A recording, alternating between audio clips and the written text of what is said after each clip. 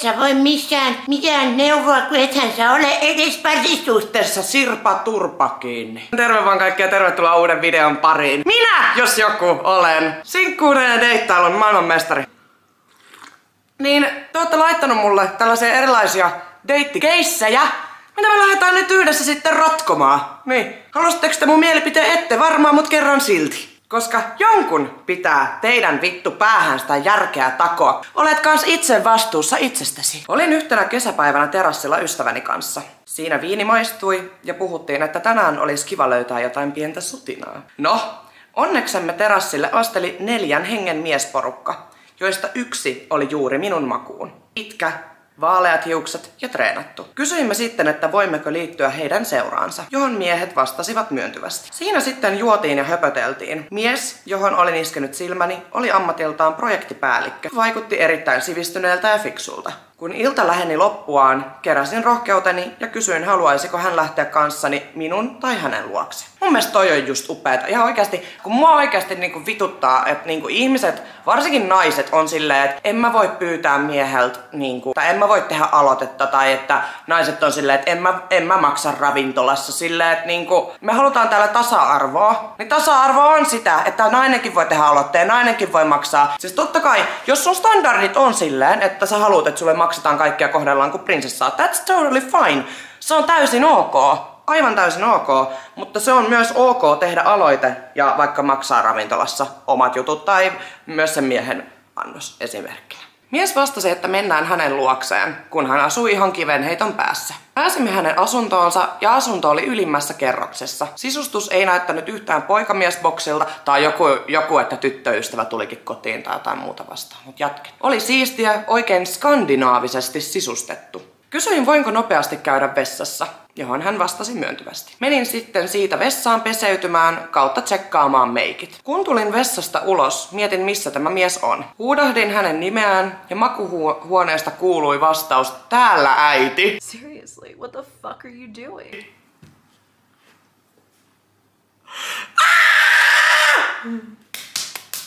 This is so good, this is so good. Ei. Ja oikeesti jatketaan, tää jatkuu vielä. Tässä vaiheessa jähmetyin ja mietin, että mitäköhän vittua. No, menin makuhuoneeseen, niin tämä mies oli perse pystyssä, tutti suussa ja sanoi, onko äiti valmis rankaisemaan tuhmaa vauvaa. Siinä vaiheessa keräsin kamat kasaan ja juoksin asunnosta pois, eikä enää nähty sen jälkeen. Jos miettää niin kuin mun mielipidettä tähän asiaan, tällainen deittailu. Eksperttinä.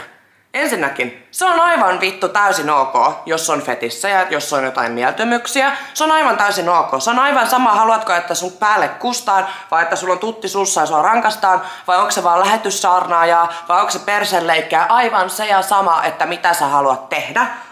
Mut kun pointti nyt tässä, minkä takia mä nauroin ja minkä takia tää tulee järkytyksenä tolle naisellekin, on se, että he on tavannut ensimmäistä kertaa sinä iltana. Jos sä tapaat jonkun ensimmäistä kertaa, niin ensinnäkin, jos sulla on fetisseitä jotain, sä puhut niistä, sä kysyt onko se ok, et sä vaan niinku automaattisesti mene vittu sun sängylle perse pystyssä vittu tuttisuussa ja sille äiti rankase mua. Koska siis mun mielestä, jos sä ensimmäistä kertaa näet, tai vaikka toista, 3. kertaa, mutta silloin kun sä meet ensimmäisen kerran sänkyyn sen ihmisen kanssa, niin kyllä sun pitää ihan oikeesti niin kun kysyä häneltä, mistä hän tykkää, mistä sä tykkäät, onks just jotain erilaisia tämmösiä vähän hardcorempia mieltymyksiä, koska toi on vähän sama, mulla on ollut esim. tämmösiä äijä, että mä menen niitten kanssa ekaa kertaa sänkyyn, ja sitten ne vaan, kun mä olen harrastamassa oraaliseksiä ja näin, niin he työntää mun päätä, tiedättekö te, niinku heidän persreikään ja näin. Ja mun mielestä it's not my thing, niin sit mua niinku ärsyttää, että sä voit kysyä, hei, oot sä ennen tehnyt tätä, tai tykkäät sä semmosesta, olisit sä valmis kokeilemaan tällaista. Tai sitten on näitä miehiä, jotka kunnolla niinku läpsäsee naamaan tai jotain. Esim. Mullahan tulee saman tien niinku oikein selkäkarvat nousee. Selkäkarvat, ei mulla ole selkäkarvoja, mutta kuitenkin. Mutta tiedättekö te, niin nousee oikein karvat pystyy kuin kissalla, koska siis Niin kuin se on mulle semmonen, mitä mä en halua, että mulle tehdään. Toki semmonen niin ihan pikkulla, joo fine, jos siitä on sovittu erikseen. Sä et mene ihan oikeesti esim. Paskantamaan kenenkään päälle, tai kusemaan kenenkään päälle, tai kurista ketään, tai tukista ketään, tai lyö ketään, tai oo jossain seksikeinussa, kun toinen tulee makkariin. Ilman, että te olette saatana siitä keskustelleet ihan oikeesti. Mä en niin kun ymmärrä, että eiks ihmisillä ole vittu pienentäkään respektiä, kunnioitusta sitä toista kohtaan, koska jos toinen ei esim. Harrasta sellaista. Tai sit siinä voi pahimmillaan käydä silleen, että se toinen on vaikka tosi into niin siihen, saat vaan vähän. Ja sit se lähtee ihan laukalle, tietysti, että sä oot jossain lateksipuvussa silleen rankasen mua, ja sit se toinen rupeaa ihan oikeasti niin mätkimään sua nyrkeen ja kuristaa sut hengiltä suurin piirtein. Että siinä oli nyt taas sit semmoset kommentit. Pääsin yhteen snappiryhmään mun kaverin kautta. Ja siellä oli yksi jätkä, johon tykästyin. Se sanoi, että sekin silleen tykkää must ja näin. Ja juteltiin siinä ja päädyttiin sit yhteen. Hold up. Wait a minute. Mut siis päätökseni niinku saman päivän aikana yhteen. No, menin illalla sit nukkuu ja muuta. Ja sen yön aikana se mun poikaystävä vaan flirttailee yhdelle toiselle muijalle siellä snappiryhmässä. Silleen ihan kuin muka tulis näkee niitä snappeja. No sit aamulla katoin ne ja se oli selkeästi pettänyt mua caps lockilla heti ekana yönä. Mitä? Wow! Sit rupesin kiukuttelee ja valittaa sille ja sit se vaan jätti mut. Eli siis maailman ihanin 10H parisuhde. Siis mä olen ihan vitun sanaton. Ensinnäkin te ootte siis tavannut jossain fucking snappiryhmässä. Siis te ette ole edes livenä nähneet tämän pojan kanssa. Eli sä oot mennyt siihen ryhmään, ollut silleen, että onpa hyvännäköinen poika. Ja sitten se poika vaan, onpa kyllä hyvännäköinen tyttö.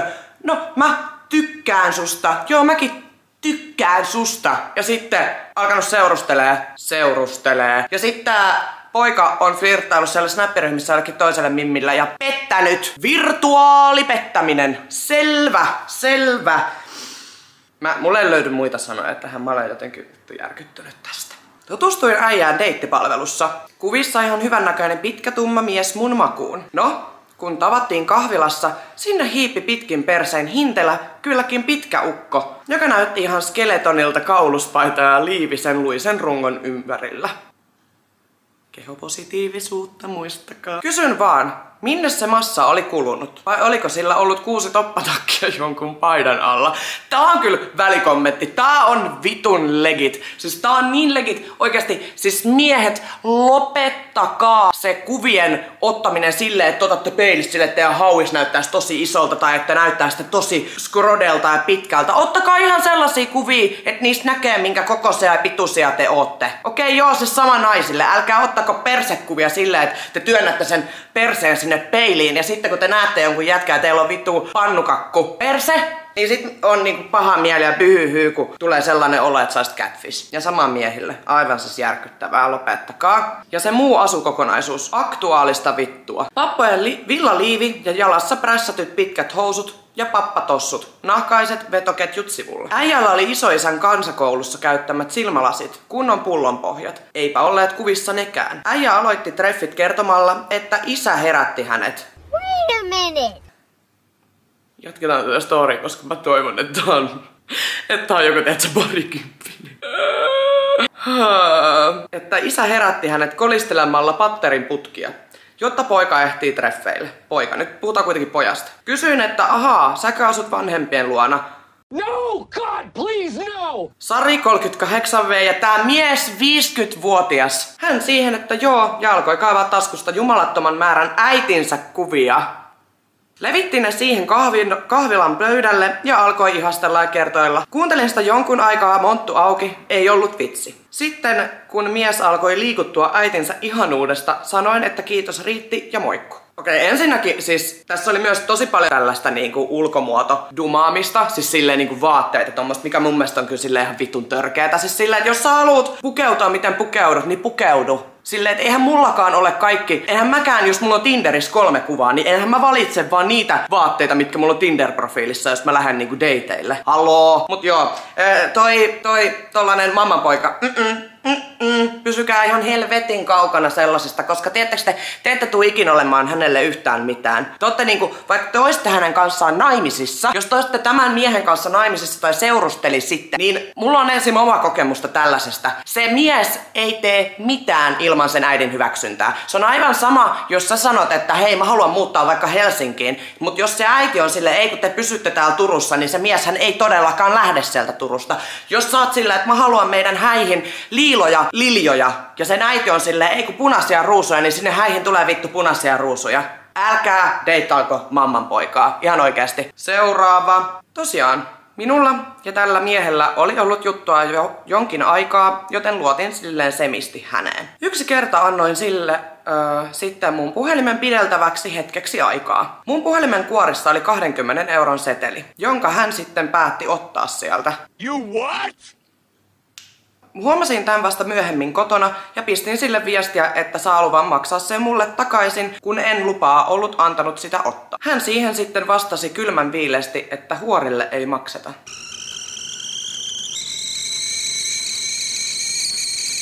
Nyt on kyllä pakko myöntää, että nyt on sellainen saatanan misogynistinen paska siellä linjoilla. Siis ensinnäkin toi argumenttihan on ihan vittun.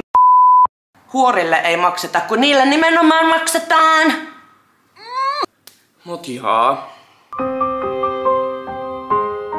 Ja sit se on aina kun sanotaan, että aina kun on tällaisia niinku deittimokia, sinkkuelämää, parisuhdeongelmia, aivan samaa mitä, niin tiedättekö te, aina sanotaan, kyllä se siitä.